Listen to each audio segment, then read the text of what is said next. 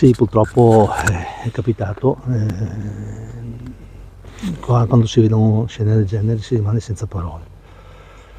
Son cose che non dovrebbero accadere, ma di fatto ci sono e anche con una certa frequenza. Ecco, io non è che abbia tante cose da aggiungere se non scene un po' strazianti che ho visto qui nel cantiere, anche la disperazione dei titolari di questa persona e anche di colleghi di lavoro insomma che ecco, sembrava impossibile potesse accadere proprio a loro. Era una persona esperta che si sappia.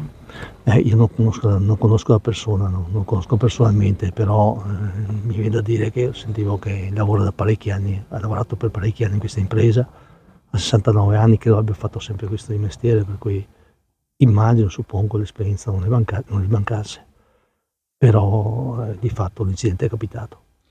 Si è riusciti a capire che cosa sia successo? Ha ceduto un asse di legno? No, questo non l'ho capito neanch'io perché c'è ancora lo Spisers che sta facendo le indagini e quindi loro faranno le loro considerazioni, ma onestamente io ancora non ho capito la dinamica dell'incidente. Lui è comunque caduto purtroppo di testa. È caduto dall'impalcatura ed è rimasto lì.